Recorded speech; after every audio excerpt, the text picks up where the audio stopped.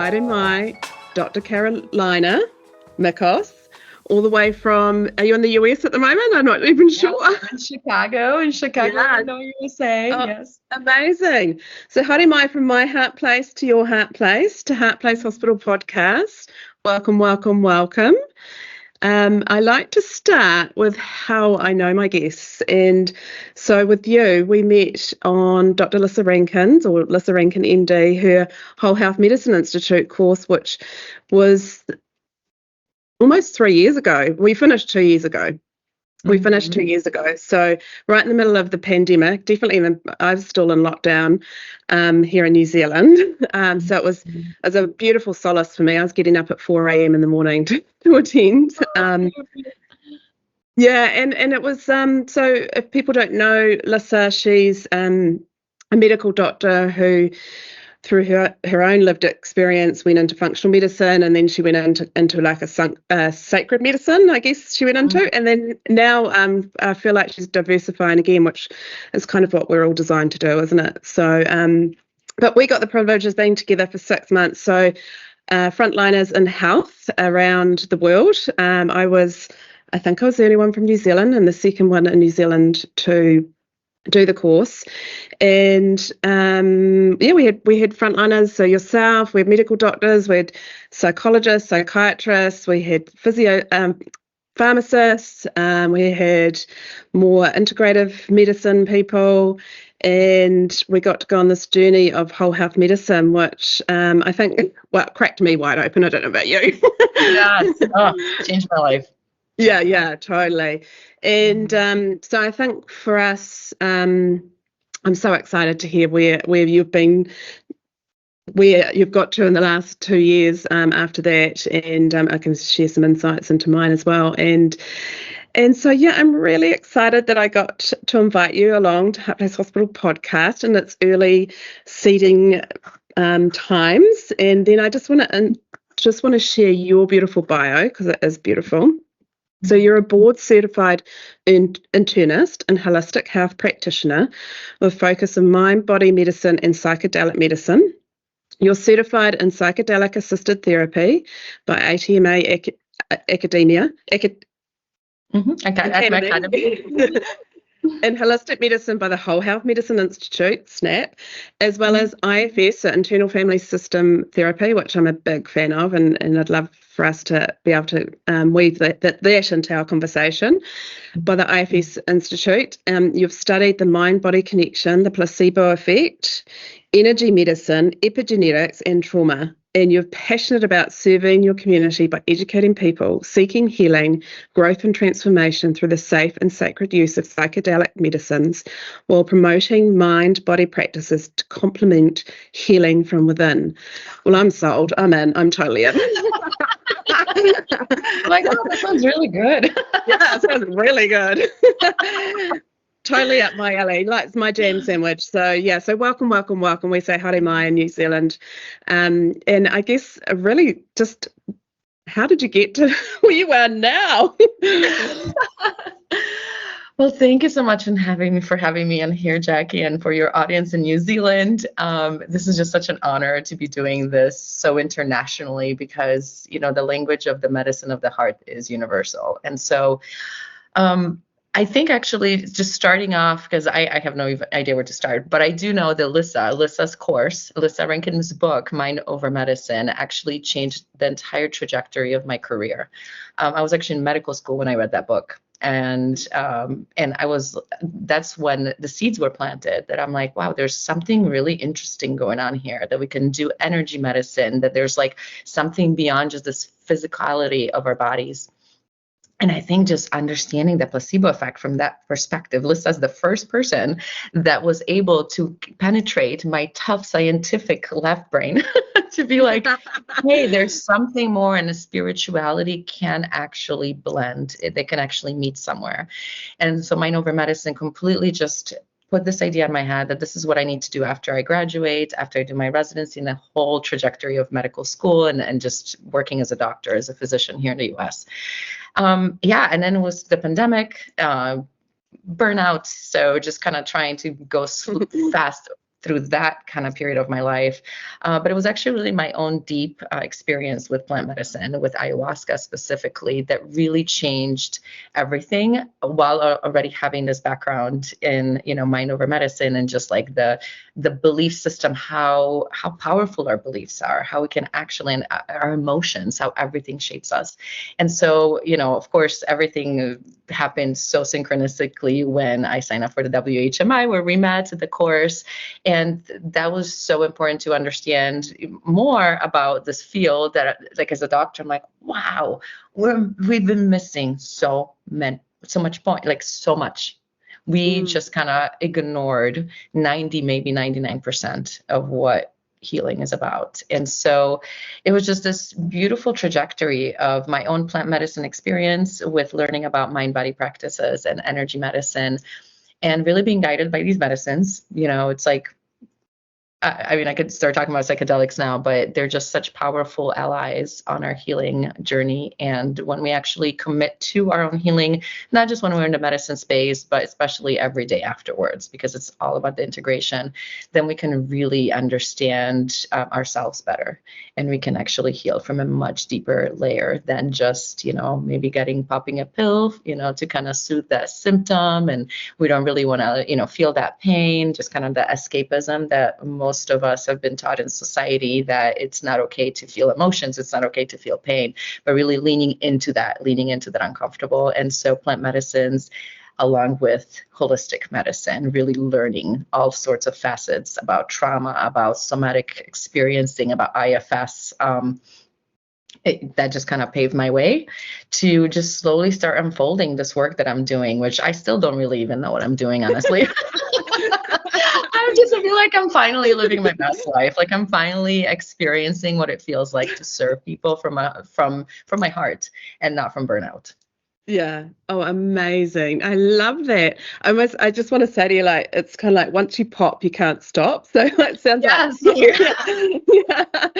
You're kind of like, oh, this breadcrumb, oh, this. And you kind of look back and think, well, making sense of this really makes sense now. So it's then when you start sort of just allowing and being curious, I guess, to what next. You don't really need to know.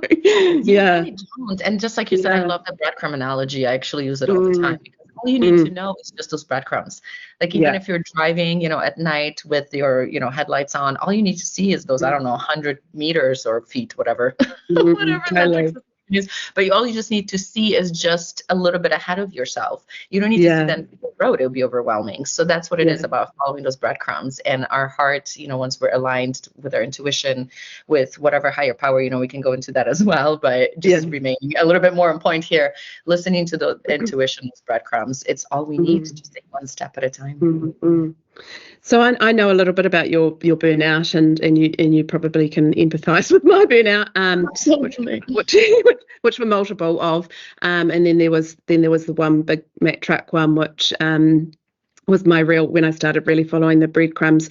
But I'm just really curious, with pre your burnout, like, were you actually in your body? Were you actually connected to your body? Because for me, I wasn't. I was literally a head walking around this world for 4 decades. And it wasn't until, and I still claim that my burnout, or my Mack truck moment, was brought on by my next rite of passage. So my transition into perimenopause, and I can see it with so many other people, not just women but people through their different transitions in life. And just curious, were you the same? Did you have a connection to the mind body? None whatsoever. I mean, it's interesting that you say that. I'm kind of chuckling as you're saying, because I'm like, I didn't even know what it was. I didn't even know what it was to be just disconnected. I was so dissociated that I was just running. I mean, you don't know what you don't know, right? And so I had no idea what it was like, because I was living in trauma.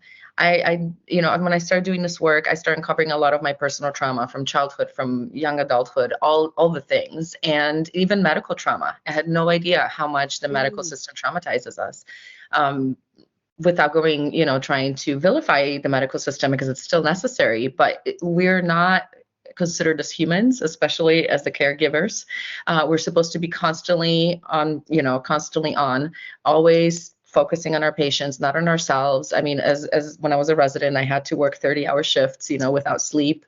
God forbid I take some time off to scarf down food when I'm so hypoglycemic that I'm about to pass out when I'm seeing my patients. And you dissociate because there's no other way. There's really no other way to function. And that's the thing. At that time, I just thought that was normal. So that's why I'm laughing. I'm like, you don't know what you don't know. And so I had no idea how dissociated, how disconnected I was from who I really was. And I just felt numb. I felt numb. I've actually been struggling with depression my whole life, depression and of course anxiety to go hand in hand. And I didn't know why. And I've known, like, I had some childhood issues, so those followed me. But of course, it also makes sense that wounded healer, we have our own kind of issues in childhood, and then we want to become the savior to kind of prevent others from having the same. Of course, you're very well familiar with that paradigm too. And I was just running on empty. I was just this shell of a human being. The lights were on, but nobody was home. Yeah. And it wasn't until I started really connecting to, like, when I actually disconnected from the medical system. During that year we met, actually, because that's when I started transitioning. That's when my very last shift in the hospital was in 2021, and I haven't been back yet. And so it was when I started learning about myself. I'm like, wow, there's so much medical trauma that is stored in my cells, in my body. The body holds the score, right? The book, the Bessel van der Kolk, the body keeps the score. This is an amazing temple that really remembers everything. And when I started finally embodying for the first time, ooh, that's rough. That can be so painful and uncomfortable. But that's when I realized, like, whoa, I've been living, like, this wasn't my life I was living. And so it was all the burnout, just the disconnection from who I was, from my essence, from what I wanted, from my desires. And I'm still reconnecting. And I'm still not, like, fully embodied, but it's a practice. It's a daily practice and understanding and getting to know myself. Amazing. And so what's it like now being in your body? Like, what is that like now for you? Like, what's intense? What tell us the unicorn and rainbow version first. Yes, there you go. Yeah. And the intensity, that's the thing. It doesn't need to be bad. It's just the intensity of the joy and the love and the laughter. Like, even right now, as I'm, like, feeling it, I just gotta, like, back out a little bit. I just recently found out that there's something called HSP, highly sensitive person. And I thought it was just like a woo-woo stuff, especially doctors, like, everything's, if it's not in a medical book, it's recognizing, I'm like, oh my God, I'm an HSP. That makes sense. As a child, I was always sensitive. I always made fun for being too vulnerable to cry, like, I was always crying or just, like, hiding from people. Just the energies were always too much. And now I'm starting to understand. And so now, as I'm finally returning to myself, as I'm embodying who I am, as I'm embodying this highly sensitive person, which people say it's a superpower. I'm still discovering that I'm not fully convinced, but I'm sure it will become clearer. I'll convince you. Yay. And it's beautiful. It's like a coming home. It's like a coming home, because it's reminding me, as I mentioned, I was numb the majority of my life. And it's the coming home that, yes, there will be pain, but there's joy, because you cannot feel without the other. We need to have a broad spectrum of all emotions. We can't just, pretend to feel happy and avoid the pain. And so when I started leaning into that pain and into the intensity of what it feels like to really feel the traumas that I had to go within, myself to heal and to transmute, just the capacity for the love just awakened within me, and the joy. And I mean, it's like, I can just have a dance session, because I'm also a dancer. And so, like, that's one of my, like, movement practice, my therapy.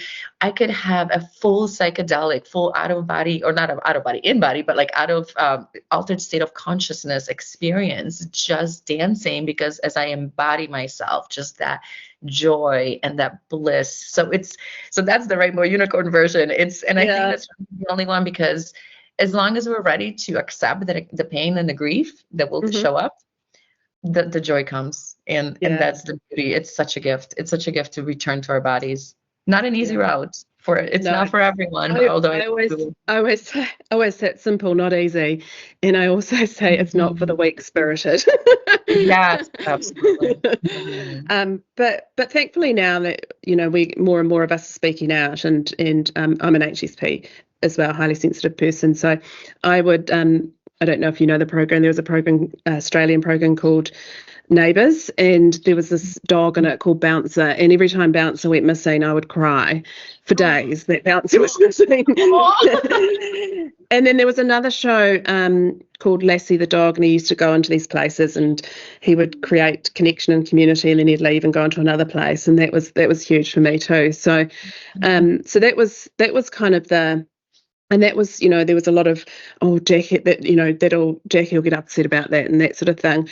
But equally, as a child, I had a real knowing. So I knew when a car accident was going to happen. I knew when someone was pregnant before they'd announced it. I had this real knowing, and I used to watch TV with my brother, and we would guess the ad, the TV ad, and I would always guess the next knowing, and had this knowing what the next ad was.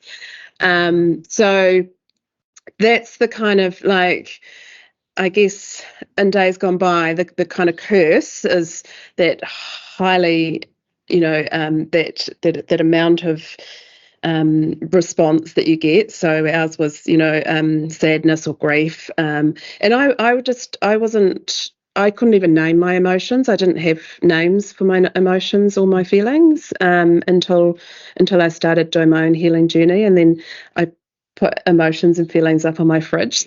I could go and go, what is this energy, emotion? What is this feeling?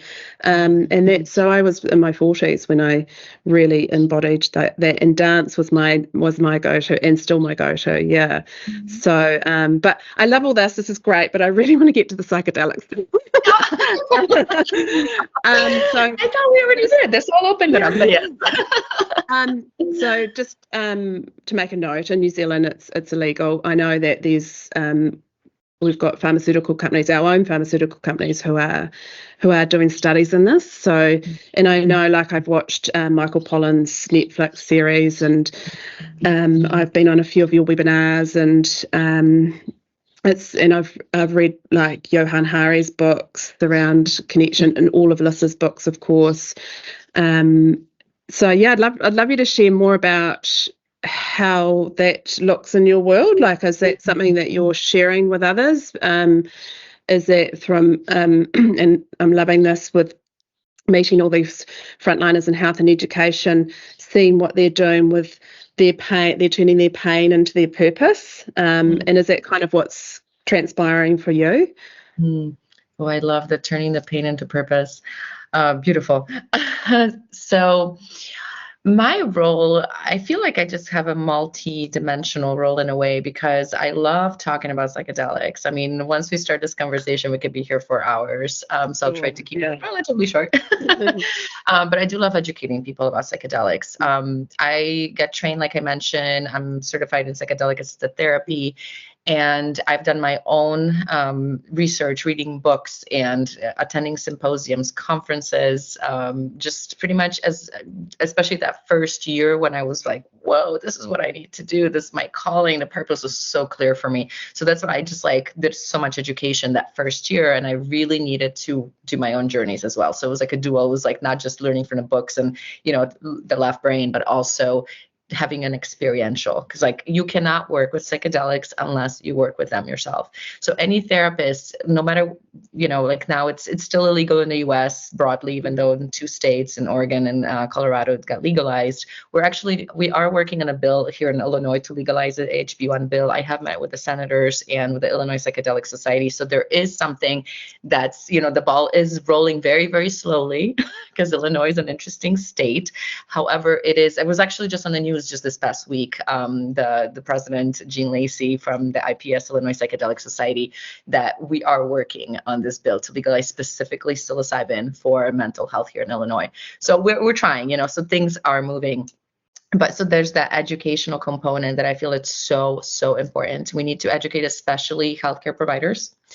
There's a lot of stigma, of course, like I'm not going to get into that, because we just know it's the obvious, that after the Controlled Substance Act back in the 1970s. People just vilified psychedelics as drugs, but of course we know that unfortunately we lost a lot of decades of valuable research, and a lot of people have been suffering needlessly. And so now we know, not just from clinical trials, but we know from the thousands of years of indigenous wisdom that has been passed around in all the indigenous cultures, that pretty much, for instance, psychedelic mushrooms, let's like a psilocybin, they grow everywhere in the world. It's no coincidence. We have other plant medicines like ayahuasca, they're specifically for the Amazon. We have iboga, are specifically for Africa.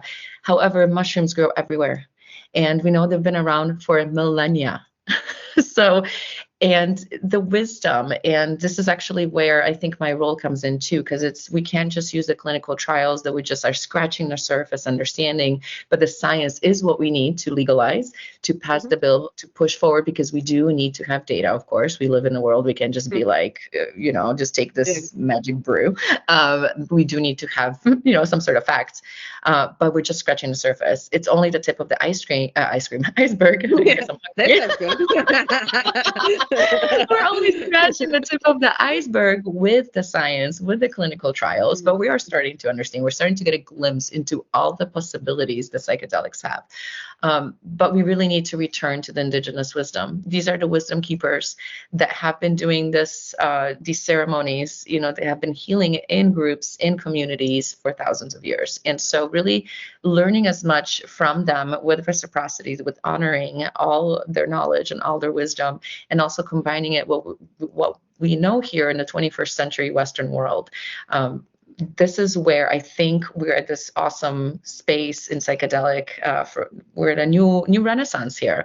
It's no longer the 60s and 70s that we were just haphazardly taking these medicines as drugs, with no sacredness to them, with no reciprocity, with just like, oh yeah, let's just take drop acid and go to a Grateful Dead concert, which I'm sure was great and fun, and people had a great time. But we also know the risks and and the perils of that kind of misuse, I would say, of these medicines. They're way too powerful, and we know way too much now.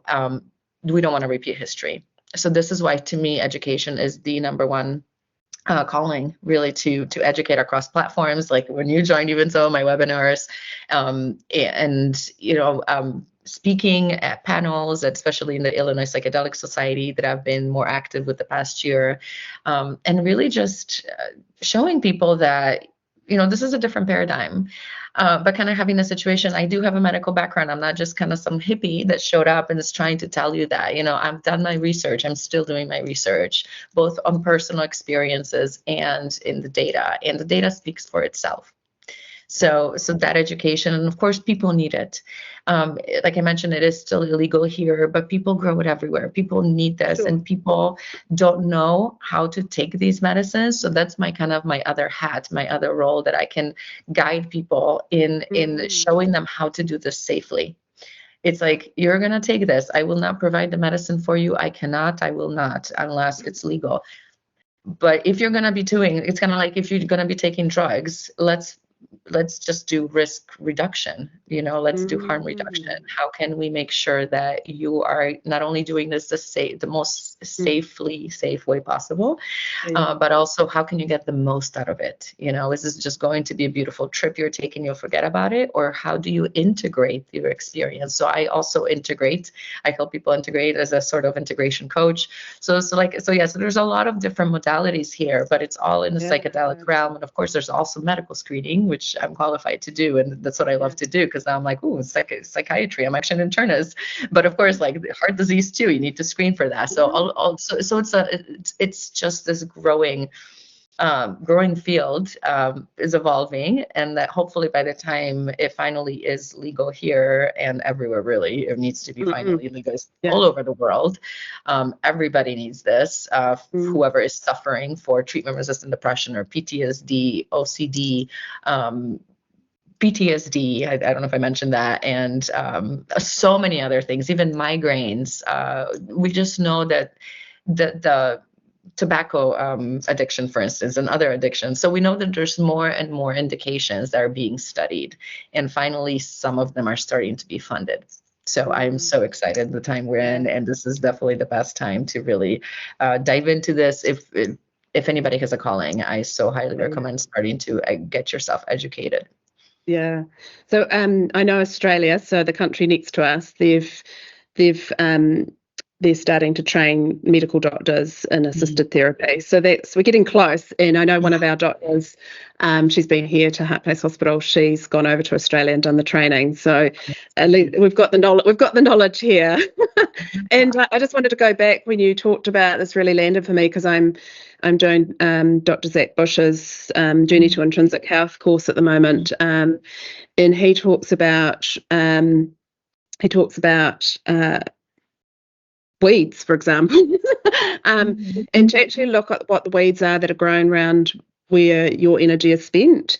And I'm doing that now. Like I'm looking at my app and looking at what the weeds are in our lawn to see what it is that our family needs, or that the space that we've created needs. So it's really curious. And then for you to say that actually the magic is actually grown right throughout the world, it's like, well, this is what we need then.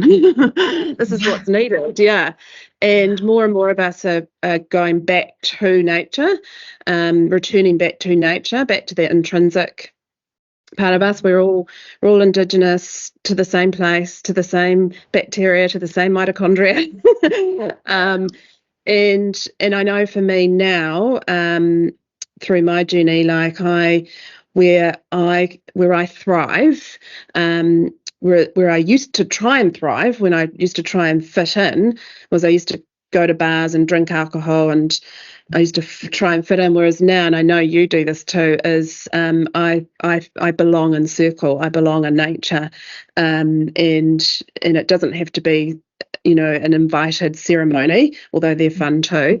But like this weekend, I had a couple of friends come and stay, and we created circle, went into the forest, we swam and just laughed and had heaps of fun, and ate from my garden, and that's where I know that I can thrive, and I can show up with my highly sensitivity as a gift rather than it being a curse.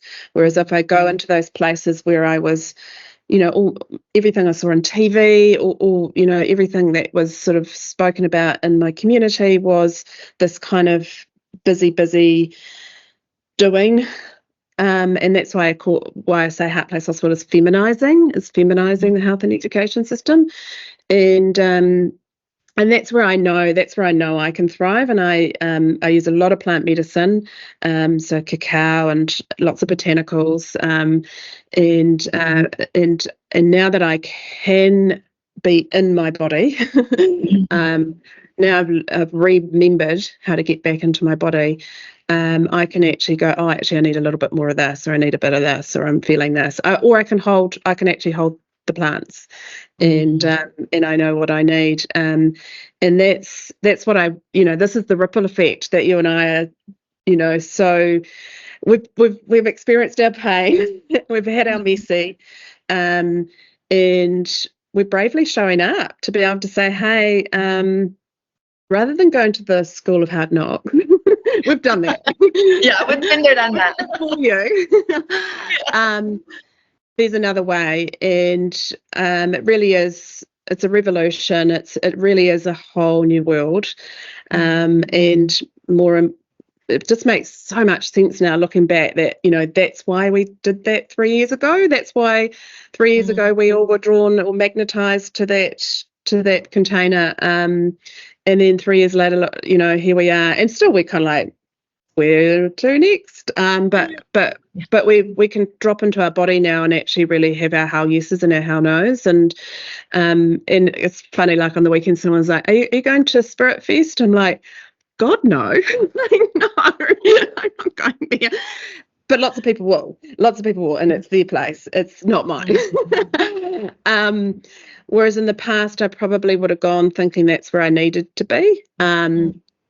So it's learning discernment. It's learning how to really drop out of that head, which a lot of our education system, a lot of how we were raised, a lot of our media, a lot of like everything, pretty much everything was telling us to do. Yeah. But it's just so cool, and it just makes my heart sing, that more and more frontliners are kind of going, actually, I can utilize my science, and I can bridge to the magic and marry them two together, and we can really quickly create shifts in people, so that and I just really believe that this is how we're going to have a real simple, sustainable health and education system, rather than this band-aiding and symptom controlling. So yeah, what's where do you think it's going to go? Like, what's your vision? What's your prediction? I'd love to know. I mean, you just said so many beautiful, beautiful things. I would love to touch upon a little bit about the nature, because I think that's actually where we're headed. And Zach Bush, my goodness, I love that man. He's so wise. And I just like, every time I listen to any of his podcasts, just my mind blows. I'm like, oh my God, like even like about mitochondria recently, like it's just amazing. Like how life sustains life, and if it's not sustainable, it will just kill it off. And I'm like, oh my God, that's so true. And like in reference to cancer cells, we're not going to get into that because that's a whole other conversation, but that man is just such a pioneer, and so I deeply admire him, honor and respect him. And I saw you met him, so that's amazing. But yeah, nature, I think I don't believe in conspiracy theories, but we are shifting. There's a massive shift going on on the planet. And I mean, even like global warming, we're here in winter in Chicago in February, and it's like 60 degrees out, which is like 15, 16 Celsius in February winter. This is weird. Like it snowed 2 days ago, and now it's back to like being, 60 degrees. And even last week I was almost 70 degrees, which is like almost 20 Celsius. So it's like, it's February, like it's winter. And so we know things are shifting. Like, we can be blind to it all we want, but things are shifting. And as a species, we are shifting. I want to use that word. I don't want to use the word that we're like, wow, we're doomed as humanity. But we do have a crisis we have a mental health crisis, especially in the Western worlds. And it's because we've been so disconnected from our inner nature. And I think returning to that is the key, is really the answer. Returning to that sensitivity, returning to that center, returning to our hearts. Heart plays hospital, right? There's a reason for everything. And if we don't live from our hearts, that's what will be killed off. That's what will die off, because it is not sustainable with life. Life is ever growing and ever wanting to expand consciousness and grow, and whatever's not sustainable will just be killed off, because life and death are just part of the same cycle, right? There's, life is eternal. Energy cannot be created nor destroyed. So this form obviously dies and is born, but if it's not sustainable with life, that's what will be killed off. And so I think the Western medical model right now is not sustainable. We have way too much burnout. We have way too much mental illness amongst caregivers, which is really still not talked about enough. I personally, since I left the hospital work, I have not even kept in touch with my colleagues and my friends, because they're so burned out. They're so busy. They're constantly working, and every time I see them, they're either getting drunk to drown out their pain, their burnout, or they get drunk. Like literally, that's like the only. And I stopped drinking years ago. I'm, now I'm no longer interested in that lifestyle anymore, because now I'm more interested in feeling all the pain instead of drowning it. I know, I'm like, yeah, let's go feel our trauma tonight. Like let's go into plant medicine experience. But it really is returning to that, feeling it all, and returning to our heart. And so I think I am very hopeful. I am a very optimistic person. So I know this is just a shift. It's a massive shift. If we look even at ancient civilizations, we know that every 5,000-6,000 years, whatever, there's been a shift. The ice ages, who knows how true it is, but there's more and more evidence to point to us that with the Mayan calendar in 2012, right, massive shifts started happening. So we just have to be a little bit more open, especially as physicians, nurses, healthcare providers, that we don't know what we don't know. Get off your high horse. Like really, just stop being so arrogant that you think you know everything, because we have been brainwashed into thinking the pharmaceuticals is the only way, and really understanding that there's so much more, and that there's, of course, pharmaceuticals have their own place, that they do have their own role. There's a reason, like emergency medicine, intensive care and surgery, they're just such amazing modalities, but it's not the only answer. Yeah. And we really need to be a little bit more humble. to understand that, hey, we're just these little humans on this giant ball of that's like revolving around the sun with millions of other galaxies, and you're just this tiny little speck of dust, really. And it's like, who do you think you are, Dr. So-and-so? You know, like, just relax. You might be doing wrong. And just own it. Just, what does your heart want? Because this is the true wisdom. This is the true center.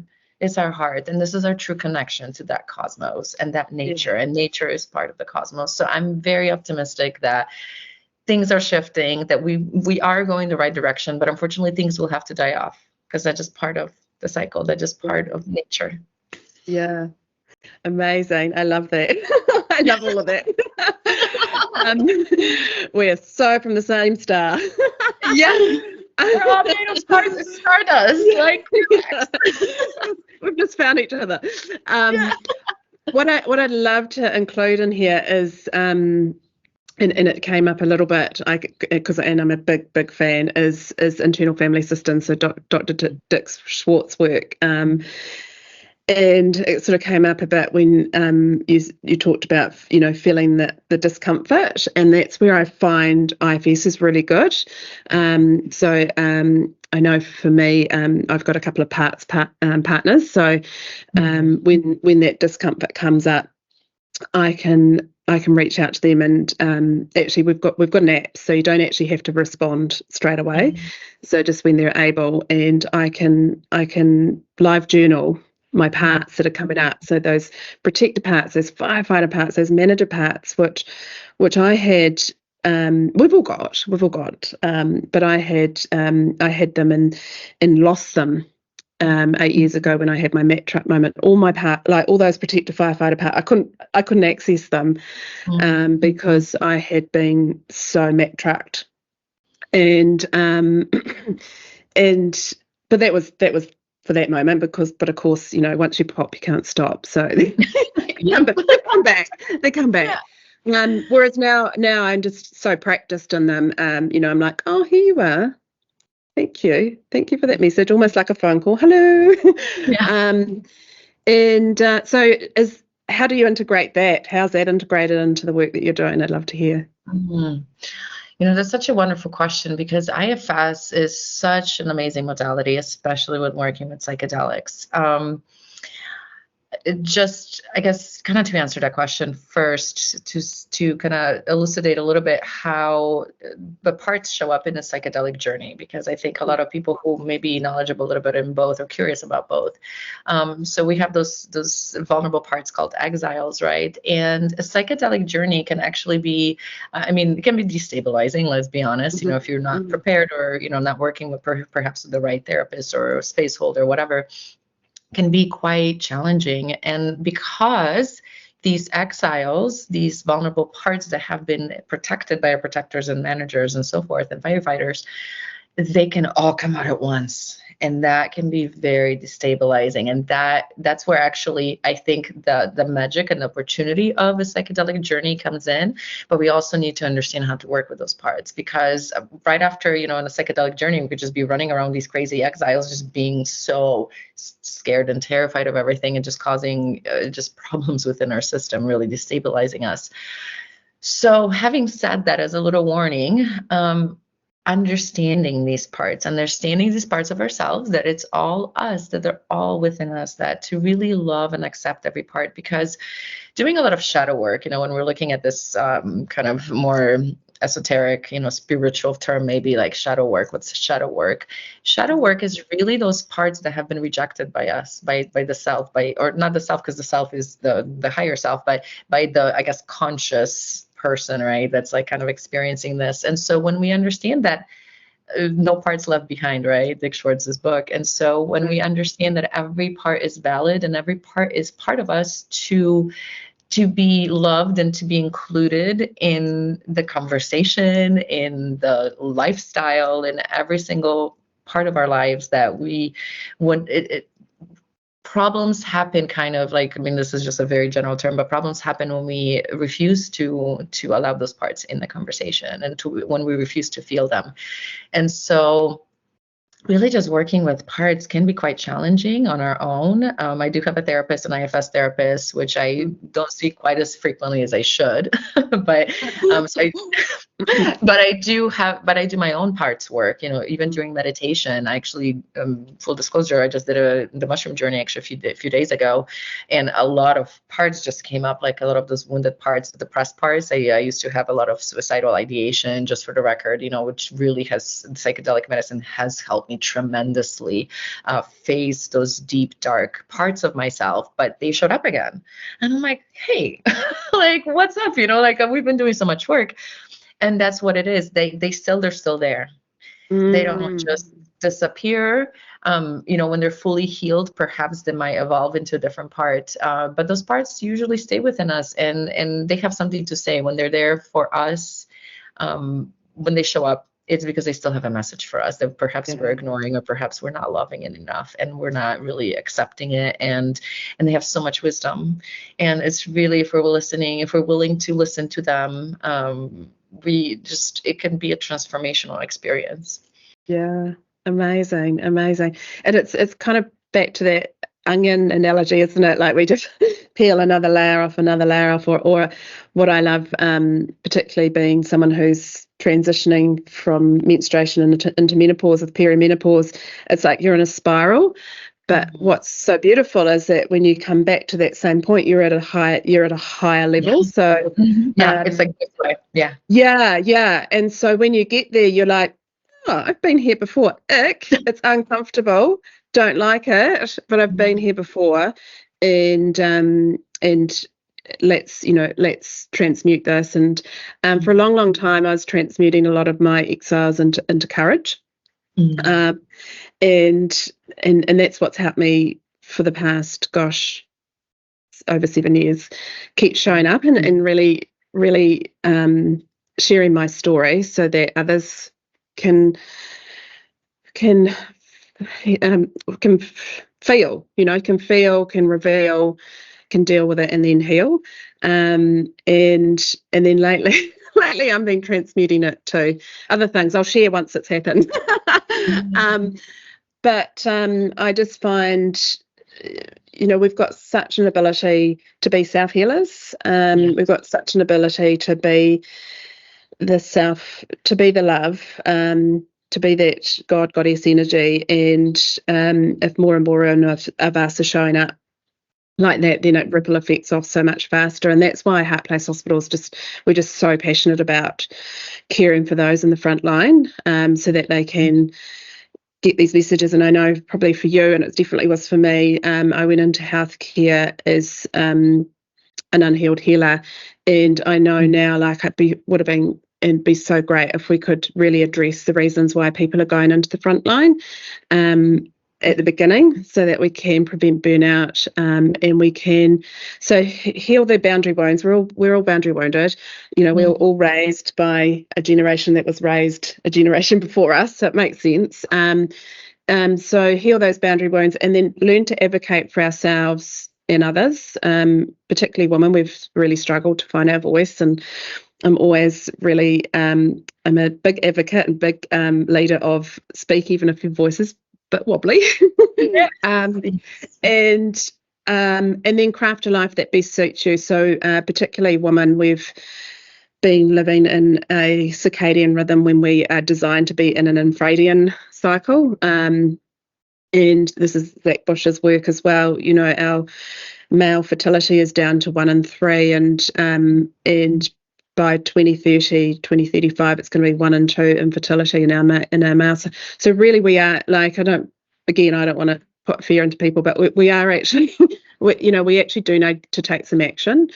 And I really believe that, this whole health model, looking and these, healing those boundary wounds, advocate for self and other, and crafting life that best suits you, rather than trying to fit in, find where you belong, and also understand that, it is a spiral. It's, you don't get to where you belong and that's where you stay.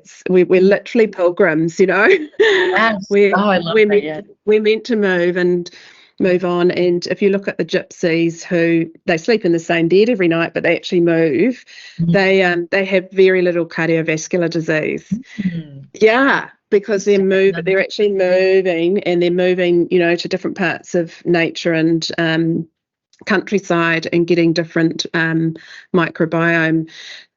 Whereas a lot of us are really, like, you find the house, find the job, find it, and very stuck, I guess. Yeah.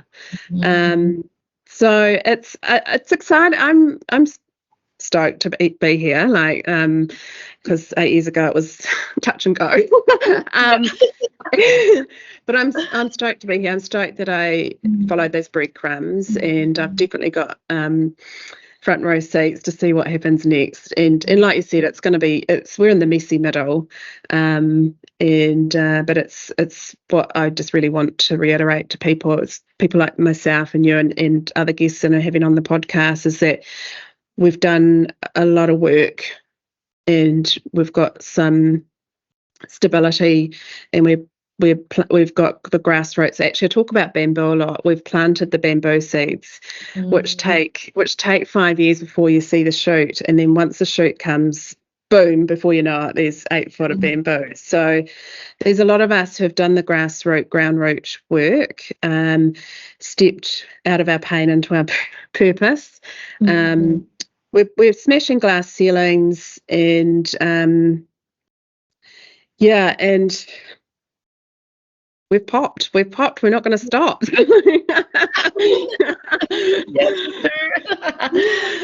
Yeah. I say with trepidation, but excitement. But all my parts are showing up. I love that. I love that analogy of the bamboos, because I'm learning more and more about nature, and it's just fascinating as we can connect with her. And also just what you said, like, just mentioned women's work is so important right now, as women are getting empowered to the true divine feminine, what that means to be in our power, having our voice, really connecting to our womb space. And as a creatrix, we are creatresses, life comes to women.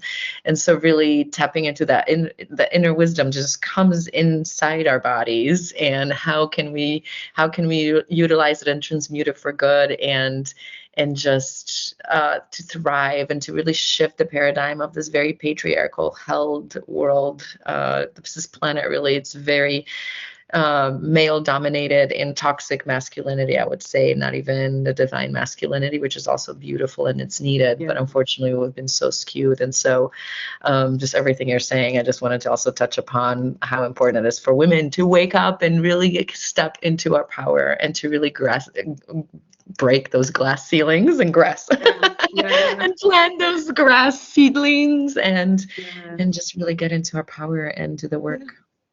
But know that there's soft landings. There's places to soft land. So you've created you're creating your beauty in your part of your world. We're creating beauty in our part of the world. So knowing that there are soft places to land. So I know when my mat 8 years ago, it was not soft. It was not a soft land. It was anything but soft. And when I would come out of talk therapy, and obviously, like, all my parts had been exposed, and my exiles were sitting there, and I'd just sit in the car and felt like there was just pus. There's just all this pus. And I remember messaging my therapist going, "Oh, I feel worse than when I came in." And you mentioned it. You mentioned the integration time, and it's so important. So now, whenever we do events or workshops or satellite clinics, or if I even go to them myself, I always factor in an integration time. Otherwise, it's messy. Integration for everything, not just a psychedelic journey. Like, I just actually went for a trip to India for almost a month, and I needed to take at least a week off to integrate because I couldn't even move out of my house. And so integration, we just don't have that ritual. We don't have that ceremonial space in the Western society, and we don't even know what integration really means, but we can't keep jumping from one thing to another. We need that time to just receive, and that's the divine feminine. We're receiving the messages, the insights. That integration is so needed.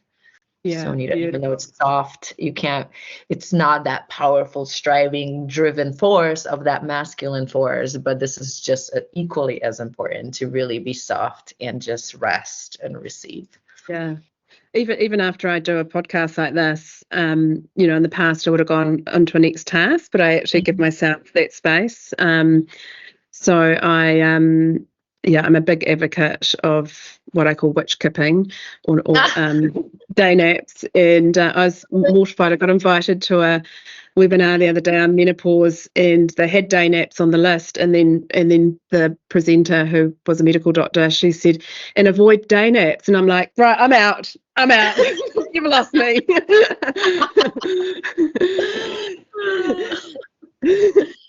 No, it's a hell no for me. Yeah. So no. I mean, I could talk for ages, but I really want to make this a length that everyone will dive into. So let's finish up, and I'd love to hear, like, what's in your heart place right now? What's something that you could share with the listeners that's brewing, that's coming out of your heart place that you want to share? And how can people find you so that they can, if that resonates with them, they can find you?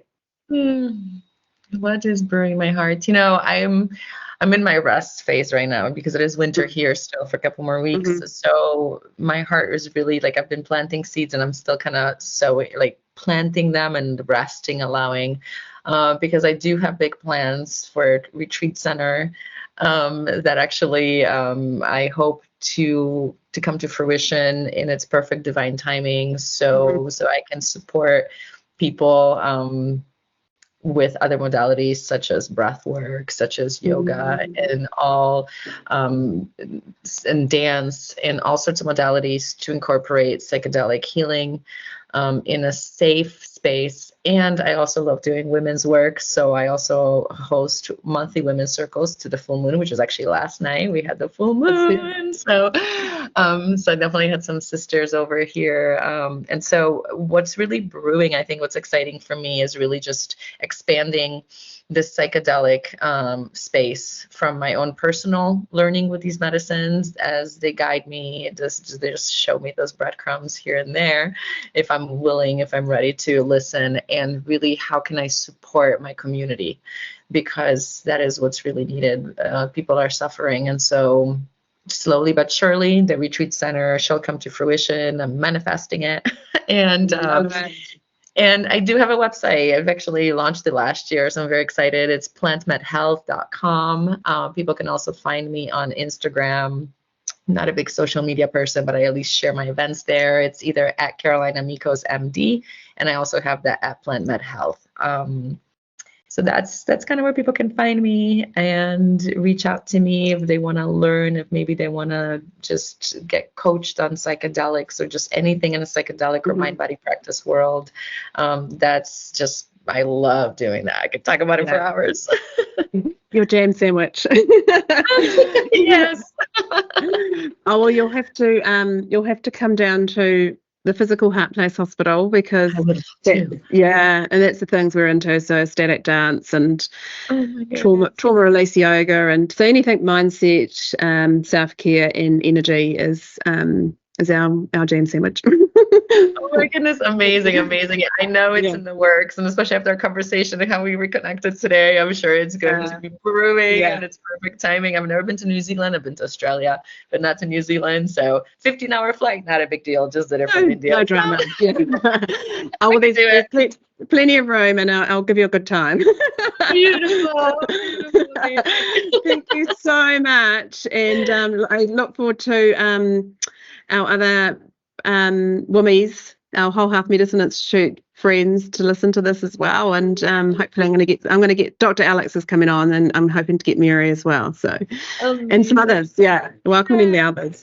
Thank you so much. It was such a pleasure chatting with you, and such an honor to be included in your awesome podcast. Thank you so much, and best wishes to you at Heart Place Hospital. Thank you so much. I appreciate that, and you. Thank you.